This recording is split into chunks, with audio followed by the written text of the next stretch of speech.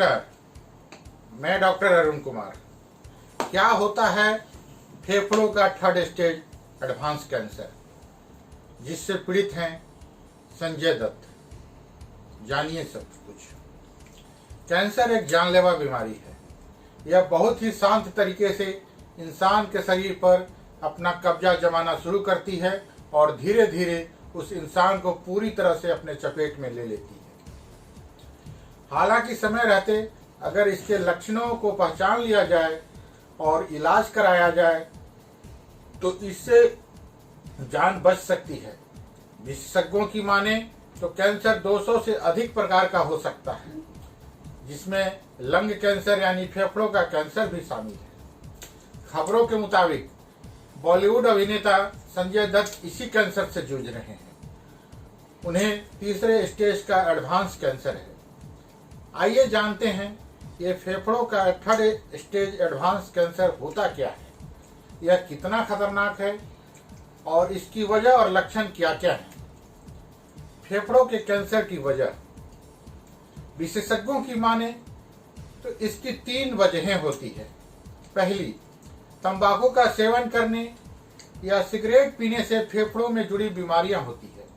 इससे फेफड़ों के कैंसर का खतरा रहता है। दूसरी, फैक्ट्रियों या डीजल गाड़ियों से निकलने वाले धुएं में बेंजीन गैस होती है, जो हवा को प्रदूषित करती है। इससे फेफड़ों के कैंसर का खतरा होता है। तीसरी, फेफड़ों का कैंसर आनुवंशिक भी हो सकती है। शरीर में मौजूद जीन में बदलाव की वजह से इस तरह का कैंसर होता है। फेफड़ों के कैंसर के प्रकार विशेषज्ञों को माने तो फेफड़ों के कैंसर 2 प्रकार के होते हैं। पहला स्मॉल सेल लंग कैंसर और दूसरा non small cell lung cancer. इसमें स्मॉल सेल लंग कैंसर का ज्यादा खतरनाक माना जाता है, क्योंकि वह तेजी से फैलता है, जबकि non small cell lung cancer उसके मुकाबले कम तेजी से फैलता है। हालांकि होते दोनों ही खतरनाक है। फेफड़ों के कैंसर के लक्षण: 3 हफ्तों तक खांसी का होना और ठीक ना होना, सीने में दर्द की शिकायत, सीढ़ियां चढ़ने उतरने में सांस फूलना, बलगम में खून आना, वजन का लगातार घटना। फेफड़ों के कैंसर के कितने स्टेज? एक रिपोर्ट के मुताबिक फेफड़ों के कैंसर समेत हर तरह के कैंसर के 3 स्टेज ही होते हैं, जो इस प्रकार हैं। पहला यानी शुरुआती स्टेज। इस स्टेज में कैंसर की शुरुआत होती है।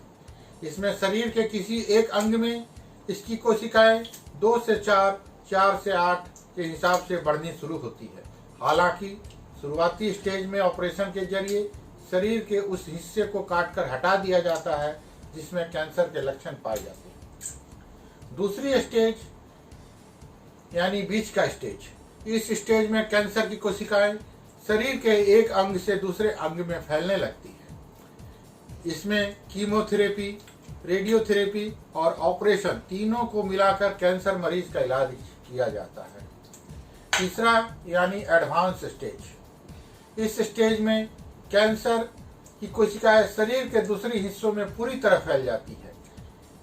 इसमें मरीज के ठीक होने की संभावना लगभग ना के बराबर हो जाती है, लेकिन कीमोथेरेपी से इसका इलाज किया जा सकता है। फेफड़ों के कैंसर के बचाव के उपाय: तंबाकू का सेवन करने या सिगरेट पीने से करें परहेज। नियमित व्यायाम करें। कम वसा और उच्च फाइबर वाले आहार लें। ताजे फलों को अपने आहार में करें शामिल। डॉक्टर की सलाह जरूर लें कि इस कैंसर से बचने के लिए और क्या क्या करना चाहिए। धन्यवाद। आपका अपना डॉक्टर अरुण कुमार। नमस्कार। भारत की इन महिला वैज्ञानिकों ने इतिहास रच बढ़ाया है। देश का मान विपरीत परिस्थितियों में भी नहीं मानी हार। आज के समय में महिलाएं पुरुषों से कंधा मिलाकर तो चल रही हैं। इसके साथ ही कई क्षेत्रों में महिलाएं पुरुषों से काफी आगे भी निकलते जा रही हैं। आज हम आपको भारत की उन महिला वैज्ञानिकों के बारे में बताएंगे जिन्होंने दुनिया में भारत का मान बढ़ाया है। आज के समय में विज्ञान काफी तरक्की कर चुका है। और इसमें महिला वैज्ञानिकों का बहुत बड़ा योगदान रहा है। आइए जानते हैं उन महिला वैज्ञानिकों के बारे में जिन्होंने इतिहास रचकर भारत का मान सम्मान बढ़ाया है। आनंदीबाई गोपालराव जोशी। आनंदीबाई गोपालराव जोशी भारत की पहली महिला फिजिशियन थी। आनंदीबाई की शादी महज 9 साल की उम्र में हो गई थी। 14 साल की उम्र आनंदीबाई मां बन गई थी, लेकिन दवाई की कमी के कारण उनके बेटे की कम उम्र में ही मृत्यु हो गई थी, जिसके बाद उन्होंने दवाइयों पर रिसर्च करने की सोची। आपको बता दें, आनंदीबाई के पति उनसे उम्र में 20 साल बड़े थे। आनंदीबाई के पति ने उन्हें विदेश जाकर मेडिसिन पढ़ने के लिए प्रेरित किया था। आनंदीबाई ने वुमेन्स मेडिकल कॉलेज में पेंसिल्वेनिया से पढ़ाई की थी। परिस्थितियां विपरीत होने के बावजूद आनंदीबाई ने कभी भी हार नहीं मानी। जानकी अम्माल। जानकी अम्माल को पद्मश्री से सम्मानित किया गया था। पद्मश्री सम्मान पाने वाली वो देश की पहली महिला वैज्ञानिक थी।